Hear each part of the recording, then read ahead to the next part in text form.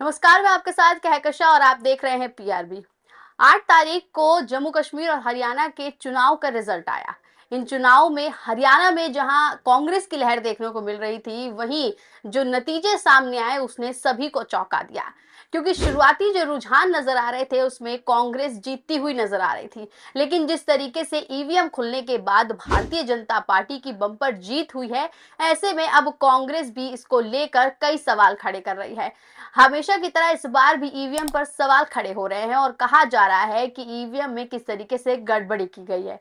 आपको बता दें कि इस बार जो सवाल खड़े हुए हैं, ऐसे में कांग्रेस जो है वो चुनाव आयोग से भी जवाब मांग रही है, जिसके जवाब में चुनाव आयोग ने इतना कहा है कि भैया कोई भी ईवीएम में गड़बड़ी नहीं है। तो इसका जवाब तो हमें पहले ही पता था, लेकिन आपको बता दें कि किस तरीके से अब जो सबूत निकलकर सामने आए हैं वो काफी चौंकाने वाले हैं। ऐसे में कहा जा रहा है कि कांग्रेस को अब इसको लेकर सिर्फ चुनाव आयोग तक ही सीमित नहीं रहना चाहिए, बल्कि उन्हें सुप्रीम कोर्ट तक जाना चाहिए। तमाम ट्वीट निकल कर आए हैं, तमाम सबूत निकल कर आए हैं और इन सबूतों में साफ तौर पर देख लीजिए किस तरीके से बताया जा रहा है कि जो ईवीएम में गड़बड़ी हुई है वो किस तरीके से की गई है। इसके अलावा आप देख लीजिए कि तमाम ट्वीट निकलकर सामने आए हैं, तमाम पोस्ट है, आपको एक एक करके बताएंगे। और सिर्फ ईवीएम में गड़बड़ी ही नहीं हुई, बल्कि किस तरीके से कैमरे बंद किए गए हैं, किस तरीके से कंट्रोल रूम का कैमरा कुछ देर के लिए ऑफ किया गया है। तो ऐसे तमाम सबूत जो है वो सोशल मीडिया पर अब वायरल हो रहे हैं। तो सबसे पहले आपको दैनिक भास्कर की खबर दिखा देते हैं, जिसमें साफ तौर पर हेडलाइन दी गई है और लिखा गया है कि किस तरीके से कंट्रोल रूम का जो कैमरा है वो कुछ देर के लिए बंद किया गया है। देख लीजिए दैनिक भास्कर की खबर है, इस पर नजर डालें।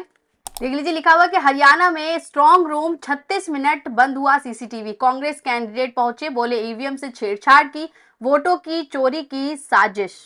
अंदर जाए तो लिखा हुआ कि हरियाणा के रेवाड़ी सिटी के सेक्टर 18 स्थित कॉलेज में ईवीएम स्ट्रांग रूम की देर रात सीसीटीवी स्क्रीन 36 मिनट तक बंद रहने से हड़कंप मच गया है। सूचना के बाद रेवाड़ी से कांग्रेस प्रत्याशी चिरंजीवी राव के साथ ही पूर्व मंत्री कैप्टन अजय सिंह यादव भी मौके पर पहुंच गए। उन्होंने स्ट्रांग रूम की सुरक्षा व्यवस्था पर सवाल उठाए। इसका पता लगते ही रिटर्निंग ऑफिसर सहित अन्य अधिकारी भी आ गए।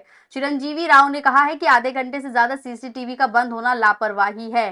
चिरंजीवी ने कहा कि ड्यूटी मजिस्ट्रेट ही मौके पर नहीं थे, वैसे भी रेवाड़ी विधानसभा का ही सीसीटीवी ही क्यों खराब हुआ। ये मतों की चोरी की साजिश है जिसे हम कामयाब नहीं होने देंगे। 2019 के विधानसभा चुनाव में भी ऐसा ही हो चुका है। तो देख लीजिए आप किस तरीके से रेवाड़ी के जो कॉलेज है उसमें कंट्रोल रूम में 36 मिनट तक जो कैमरा है वो ऑफ रहता है, बंद रहता है। और ये एक छोटी बात नहीं है, ये एक बहुत बड़ी बात है कि 36 मिनट तक कैमरा ऑफ रहने का क्या मतलब है। ये एक बड़ी लापरवाही भी आप कह सकते हैं, या इसके पीछे कोई साजिश भी हो सकती है। कांग्रेस भी इसके खिलाफ अब सख्त कार्रवाई करने की जो है मांग कर रही है। चुनाव आयोग को जो है लेटर भेजा गया है, उससे जवाब मांगा गया है, लेकिन जवाब में आपने देखा होगा किस तरीके से उन्होंने जो जवाब दिया है वो बेहद ही बेतुका है कि ईवीएम में कोई छेड़छाड़ नहीं की गई है। जिसके लेकर देख लीजिए ट्वीट भी निकलकर सामने आए हैं, आपको ट्वीट दिखाते हैं। देख लीजिए प्रेम कुमार है, उन्होंने लिखा है कि सरेआम धांधली का उदाहरण है। 99% चार्ज ईवीएम में बीजेपी को ही ज्यादा वोट क्यों है। पानीपत में 2 राउंड ठीक ठाक काउंटिंग चली, तीसरे राउंड में 6 ईवीएम ऐसी आई जो 99% चार्ज थी, जबसे सब में बीजेपी को 60 से 70% वोट अधिक थे, बाकी ईवीएम में नॉर्मल काउंटिंग आ रही है। देख लीजिए यहाँ पर अब सवाल जो खड़ा हुआ है कि 99% जो बैटरी है ईवीएम की वो चार्ज थी। कई ऐसी ईवीएम मशीनें निकल कर आई जिनकी बैटरी 99% थी, जबकि ईवीएम में आपको पता है कि जब वो चल रही है या कोई भी ऐसा डिवाइस है जो चार्जिंग पे चलता है तो उसकी चार्जिंग खत्म होती है।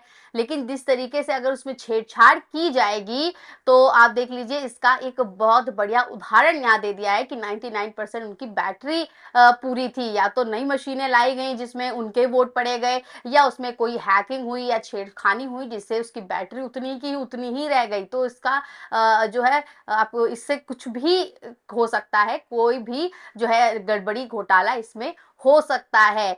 तो आप देख लीजिए इसके अलावा एक पूरा पोस्टर एक है जो वो शेयर किया गया है, प्रेम कुमार जो है उन्होंने शेयर किया है, आप यहाँ स्क्रीन पर देख सकते हैं। और लिखा हुआ है कि हरियाणा के नारनौल में भी 8 ईवीएम की बैटरी 99% चार्ज मिली, चुनाव आयोग को शिकायत की गई है।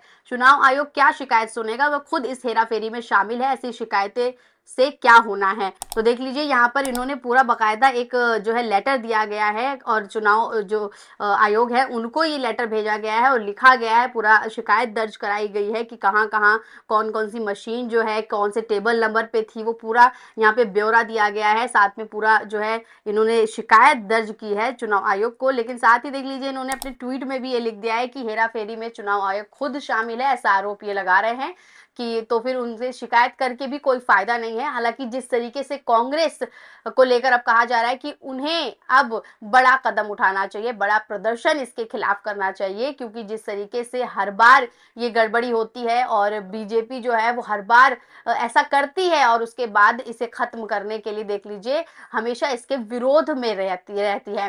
पवन खेड़ा ने भी देख लीजिए कुछ ऐसा ही लिखा है और कहा है कि जिन मशीनों को नहीं छेड़ा गया और जिनकी बैटरी 60 से 70% थी वहां हमें जीत मिली है।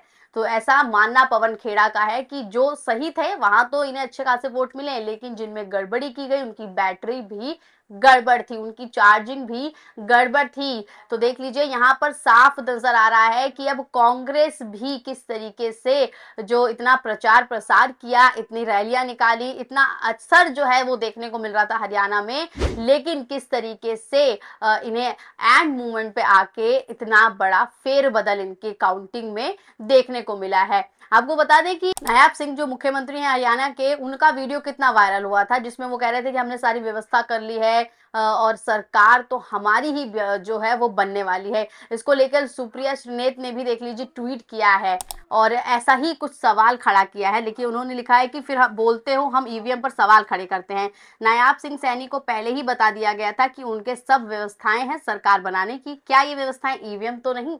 तो देख लीजिए नायब सिंह सैनी जो है वो किस तरीके से खुलेआम मीडिया के सामने बात कह रहे थे कि सारी व्यवस्थाएं हो रखी हैं, आपको कोई चिंता करने की जरूरत नहीं है। ऐसे में अब सवाल ईवीएम पे अगर खड़े करते हैं तो इन लोगों को दिक्कत होती है, ऐसा सुप्रिया श्रीनेत का दावा है, ऐसा सवाल वो खड़ा कर रही हैं। तो अब देखना होगा कि किस तरीके से अभी चुनाव आयोग को शिकायत दर्ज कराई थी लेकिन चुनाव आयोग की तरफ से कोई एक्शन इस पर लिया नहीं गया है। अब कहीं ना कहीं जो कांग्रेस है वो बड़ा प्रदर्शन कर सकती है या कोई जो है सुप्रीम कोर्ट का दरवाजा भी कांग्रेस खटखटा सकती है। अब क्या कुछ होगा आने वाले समय में ये देखना बेहद दिलचस्प होगा। बाकी ऐसी और भी तमाम खबरों के लिए आप बने रहें पीआरबी के साथ। धन्यवाद।